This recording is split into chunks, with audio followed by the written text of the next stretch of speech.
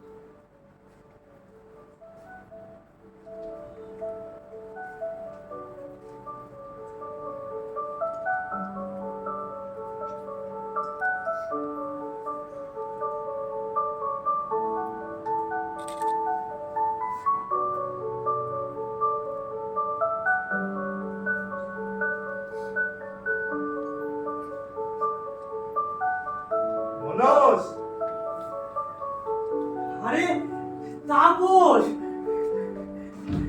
কেমন আছিস? ভালো আছি রে। আরে কি অবস্থা হয়েছে তোর? বৃক্ষ। আরে খবরের কাগজগুলো হাতে পেয়ে আমি আনন্দে লাফিয়ে উঠলাম। বিখ্যাত ভারতীয় বৈজ্ঞানিক এম চৌধুরীর চাঞ্চল্যকর আবিষ্কার, মনোরাজ্যের গুপ্ত রহস্য প্রকাশক যন্ত্র বৃক্ষণ, মনোবিজ্ঞানের সূক্ষ্মতম রহস্য উদ্ঘাটন, বিংশ শতাব্দীর নবতম বিস্ময়। তাই এই কাগজগুলো নিয়ে ছুটে এলাম তোর কাছে। এ দেখ দেখ কত সুন্দর সুন্দর কথা লিখেছে তোর নামে। লিখেছি, দেশ বিদেশের নানা পত্রিকায় ওইসবই লিখেছে।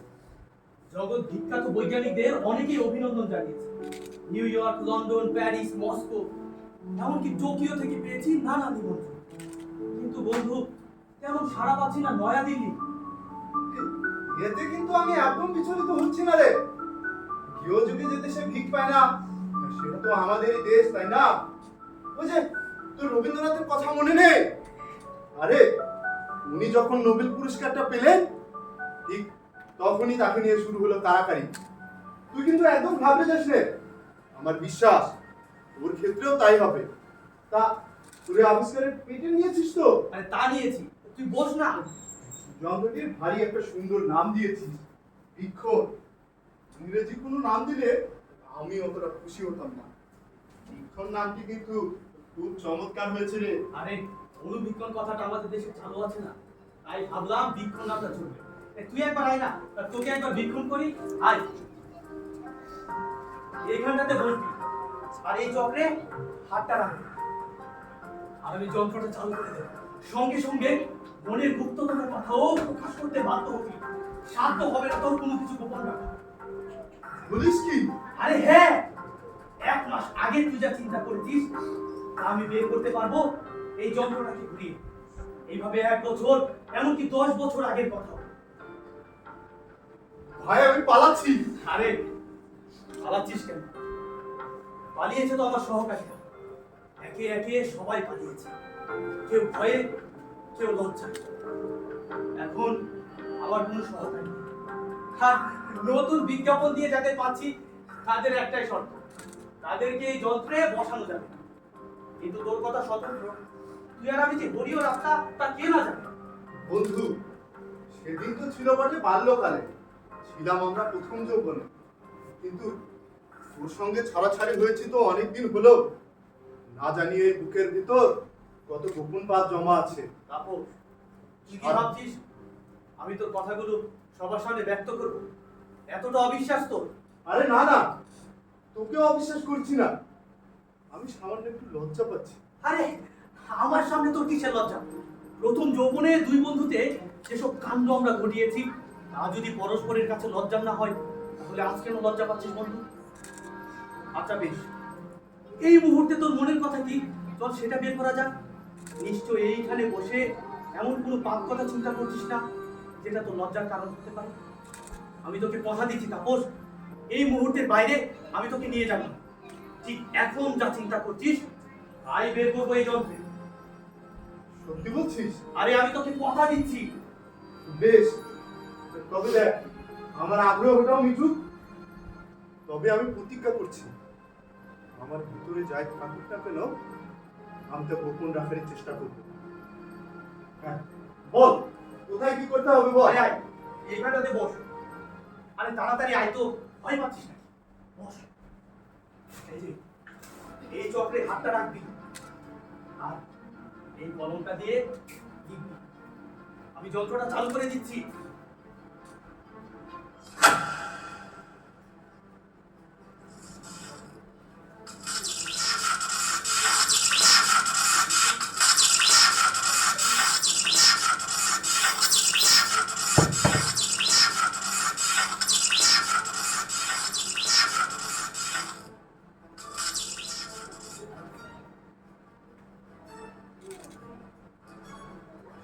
সারা বিশ্বে এত জয় জয়কার, এত যশ, এত খ্যাতি, এ যে আমি কিছুতেই সইতে পারছি না রে।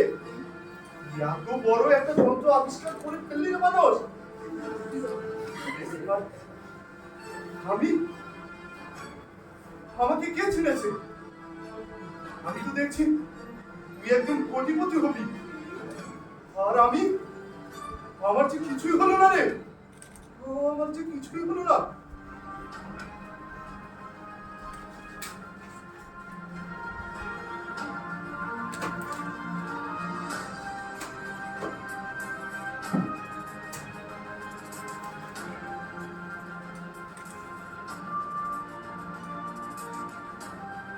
কি বলছিলাম জানো রে মানুষ? হ্যাঁ ওই একই কথা, তুই আমাকে কতটা ভালোবাসিস। কই কি লিখেছে একটু দেখি। আরে ওইটা তো আমি ছিঁড়ে ফেলেছি বন্ধু। ছিঁড়ে ফেলেছিস? কিন্তু কেন? আমার সম্পর্কে তুই এত তো ভালো কথা লিখলি, ওতে কেমন যেন লজ্জা হলো, তাই ছিঁড়ে ফেলেছি। সত্যি বলছিস? আরে তা নয় তো কি। আমার কেমন যেন অসুস্থ বোধ হচ্ছে রে, আমি তো বেয়ার যাই। আরে না না, নতুন একটা অভিজ্ঞতা কিনা তাই একটু তো হতেই পারে। এখানে বস, 1 পেয়ালা কফি খা, সব ঠিক হয়ে যাবে। বস। এই দশরথ, দশরথ, এটাও আসছি, আমরা জিনিসপত্রগুলো নিয়ে আসি। তাড়াতাড়ি আয়।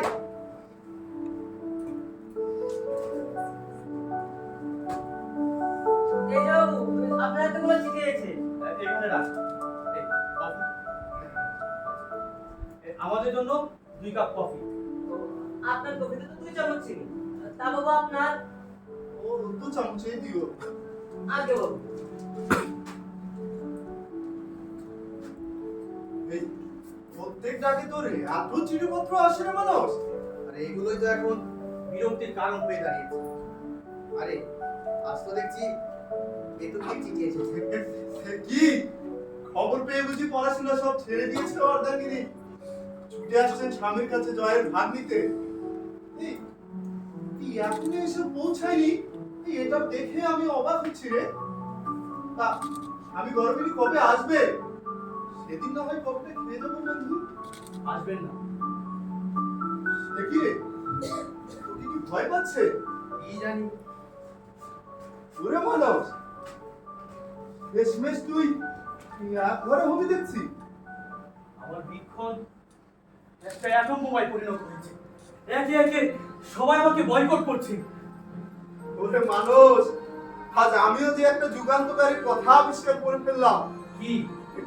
মুখে আমরা যতই বলি সত্যমেব জয়তে, কিন্তু আমরা সবসময় ওই সত্য থেকেই দূরে থাকতে চাই, আর সবচেয়ে বেশি ঘৃণা করি ওই সত্যকে। আজ আরো একটা ভবিষ্যৎবাণী করছি। কি? তুই তোর ওই যন্ত্রকে রক্ষা করতে পারবি না, চুরমার করে ফেলা হবে একে। চুরমার করবে? কে চুরমার করবে? ধর্ম, ধর্ম, সমাজ, রাজনীতি, এই তিন শক্তি ছলে হোক বলে হোক কৌশলে হোক তোর এই বিজ্ঞানকে ভক্ষণ করবে। আর আর এর থেকে বড় ভয় কি জানিস? তুই এখন প্রাণ বাঁচলে ভয়।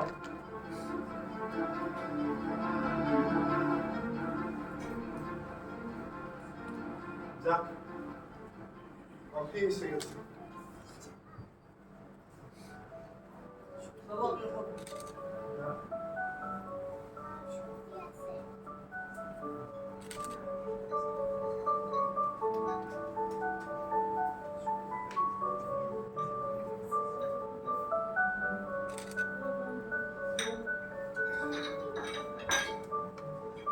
আজ তবে উঠি রে, উঠবি?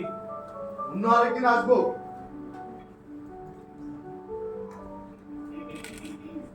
হয় একে একে আমাকে রেখে চলে যাচ্ছে। প্রথমে কেতু কি, আর আজ তাপসের সাথেও কি একটা অবস্থা। আচ্ছা দশরথ, তুই তো যাচ্ছিস না, তুই কেন আছিস রে? বাবু হ্যাঁ আপনি দেখি বলেন না বাবু, এই আপনাকে রেখে আমি কই যাবো? ছোটবেলা থেকে আপনি আমার বাপ, কি আপনি আমার মা। তোর ভয় পায় না? সবাই তো এই যন্ত্রটাকেই ভয় পায়।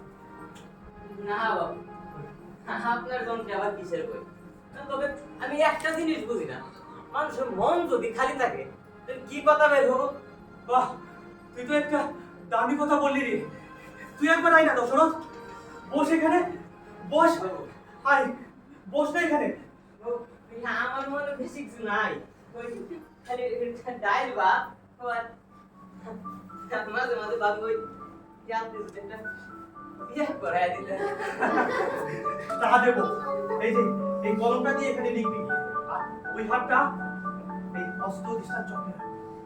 আমি যন্ত্রটা চালু করে দিচ্ছি।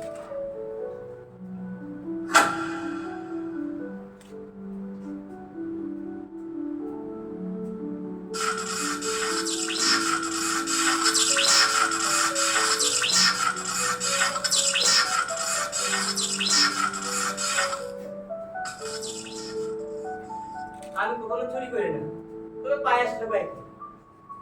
আমি বাবুকে খুব পছন্দ করি, মাঝে মাঝে ভাবি বাবু এত কিছু জানে কেমনে। আমি বই পড়ি না, তবে ভাবি আমি অনেক কিছু জানি। মাঝে মাঝে ভাবি যে আমি যদি বাবুদের মতো হইতাম তাহলে প্রতিদিন রোদে 1 ঘন্টা রোদে হাঁটতাম, কিন্তু ওই পড়াশোনা করতাম না। আমি প্রেমে পড়ছি এক চায়ের দোকানদারের মেয়ে, কিন্তু শালার কপাল কইতে পারিনি। আর আমি সবসময় সত্য কথা কই, কারণ মিথ্যা মনে রাখতে হবে, সত্য মনে রাখতে হবে। বাহ দশরথ, বাহ, তুই তো সত্যের এক উদাহরণ।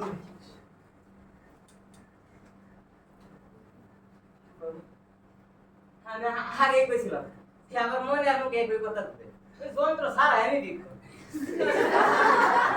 আজ তোকে পরীক্ষা করে এই মানব জাতির প্রতি আমি যে আমার বিশ্বাস ফিরে পেলাম না। বাবা, আমি কি এখন পত্রিকায় উঠবো? পত্রিকাতে নাও, তুই তো আমার মনে উঠে গেলি।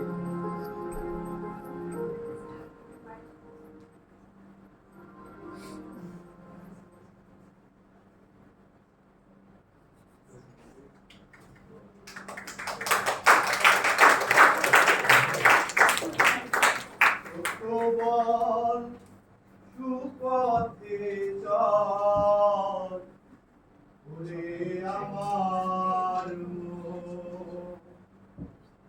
সত্যবান